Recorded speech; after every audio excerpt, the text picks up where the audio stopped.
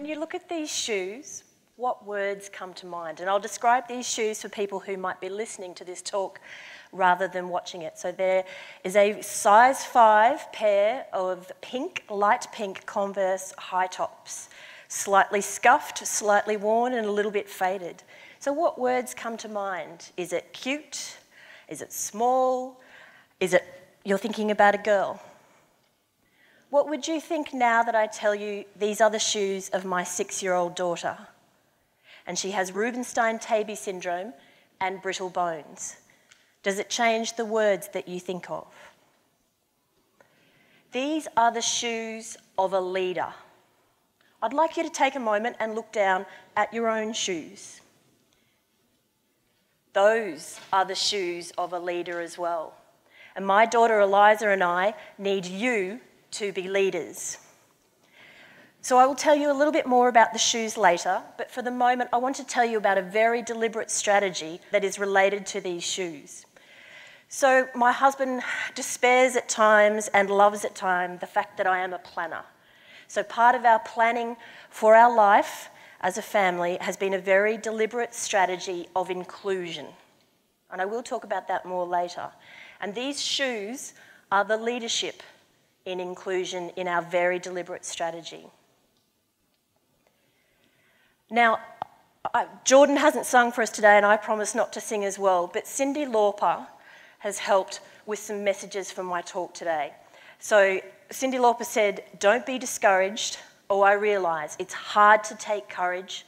In a world full of people, you can lose sight of it all, and the darkness inside you can make you feel so small. But I see your true colours. Shining through, I see your true colours." So Eliza, you and I need leaders. So I want to talk a little bit more about that today. So some of the words that you can see up here are the words that I need leaders to understand. I need them to understand and embrace diversity.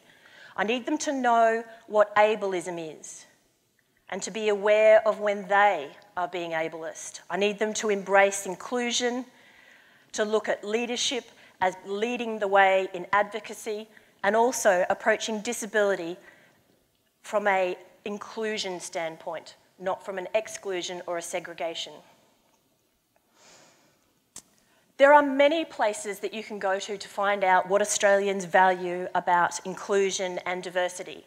So some of these people up here, or these people up here, are people that are leaders for me. I've only met one of them personally, but they are people that I follow and people that I read avidly, and who are in a space of their own in that they are leaders as well.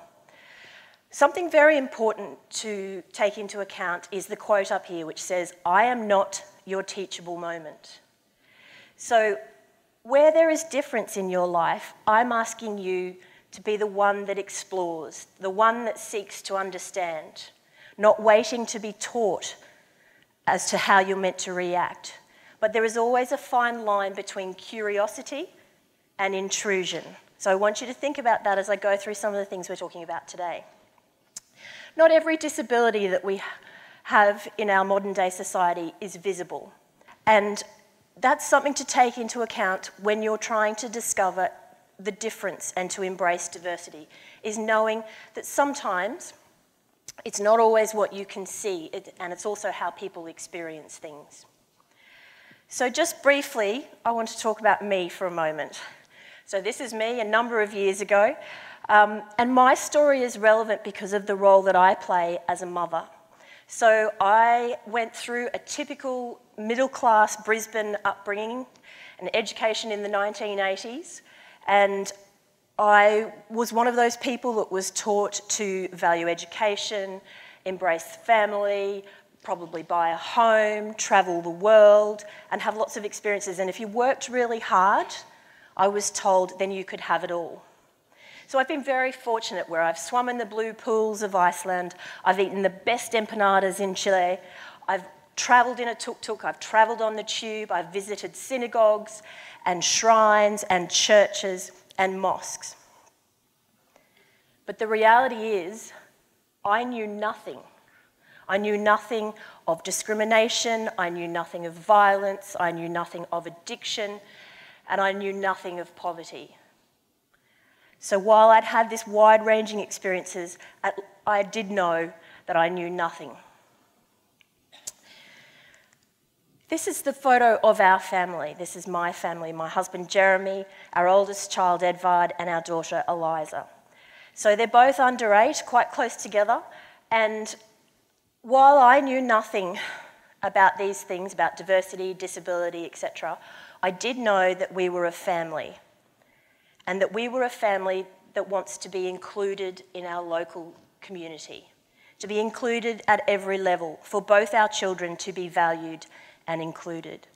So this has been our guiding force as we have been navigating all the highs and the lows. Something that's really important, and this is what the 4 people on the slide earlier have taught me, this is actually not about me. This is about Eliza. I am not the one with the disability.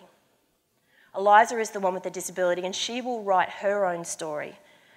If you look at Eliza, and you look at a piece of paper with the lengthy list of conditions or symptoms, etc., that actually tells you nothing about her. It doesn't tell you about her giggle and how, if there's slapstick involved, the giggle turns into a snort. It tells you nothing about her resilience, her stubbornness, her stamina, her love of water, her love of swings, and her love of her brother. So the role model, or the role that I play, is as Eliza's mother, as her advocate, and as the leader of our family in the day-to-day activity to make sure that we're included and that Eliza is included and valued. So that role model, I need to think about how I speak, the language I use, how I react to difficult circumstances, and how that plays out for other people, and therefore how they respond to myself and to my children and my family.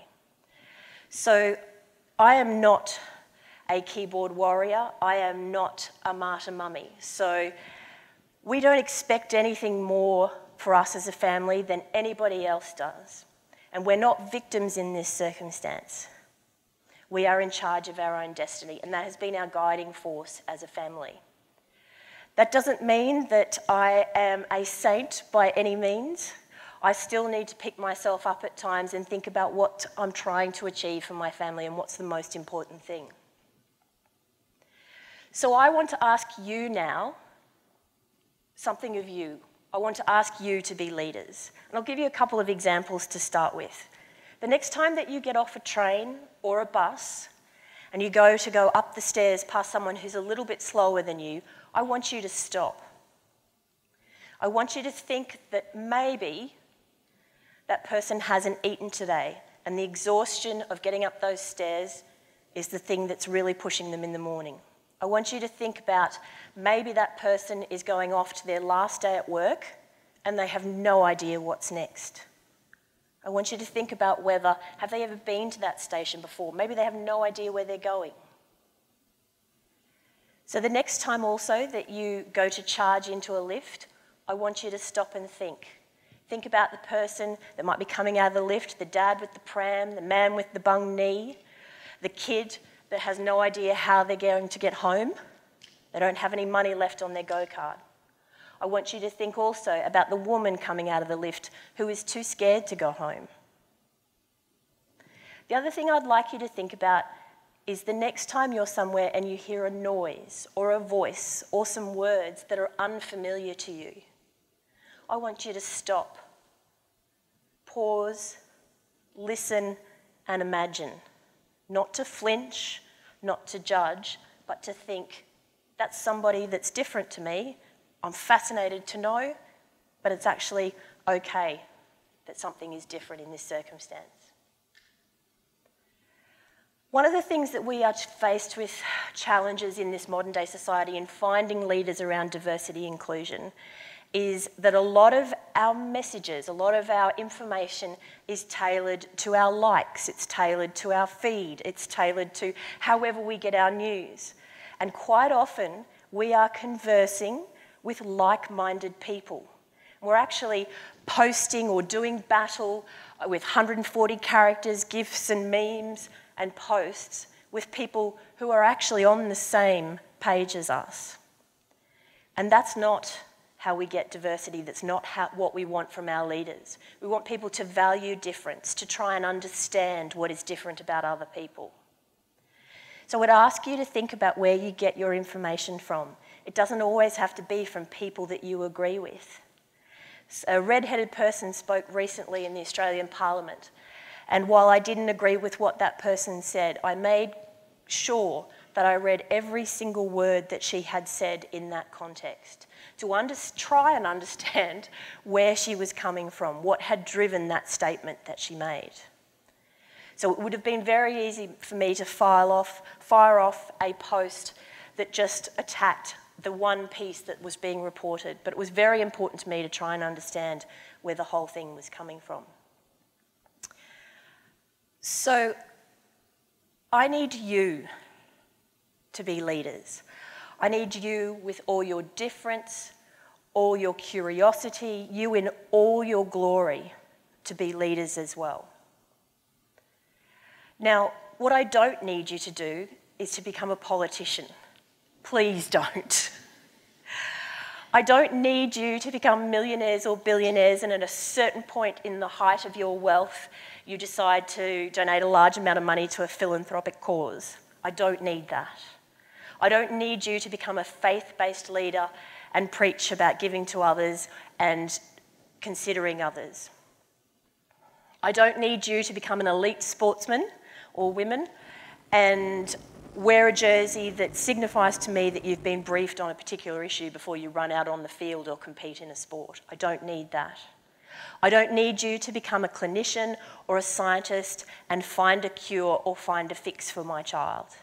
I need you to be you, and I need you to embrace other people in their differences. The next big adventure for Eliza, which is where all our strategizing and planning has been heading, is school. And it will be an adventure for her, and it will be an adventure for us as a family.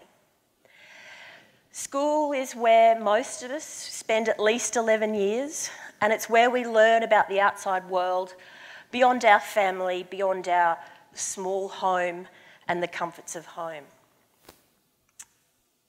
And we all want to be included, and Eliza is included at her local kindy. We all want to be loved and valued. So while I need you to be a leader, you need leaders as well. And I ask you to be part of that. So back to these shoes. And I'd like to tell you the story of these shoes. So these are Eliza's kindy shoes. She attended her local kindy, the same as her older brother. And these shoes are finished. They've done their service. She's grown and she's gone up a size. Now, the other thing that you see on the side of these shoes is the scuffs, and that's because Eliza has been allowed the freedom to bottom shuffle and to crawl and to furniture crawl over to what she wanted to play with at the kindy. She's discovered and she's explored. These shoes are slightly faded because they've been through the wash several times. They've been covered in glitter, in Play-Doh, in paint, and in some blue goo of some description. The other thing about these shoes is that they've had Eliza's name written inside them. And that's because she wanted to take them off like every other kid, and she needed to have her shoes named like every other kid.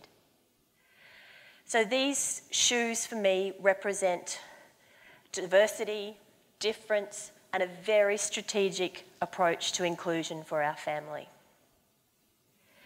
But for me, for my family, and for others, I need you to be you. I need you to be you in all your glory, all your difference, and all your curiosity. And I need you to embrace others and their differences as well. So I need you to be a leader, please. Thank you.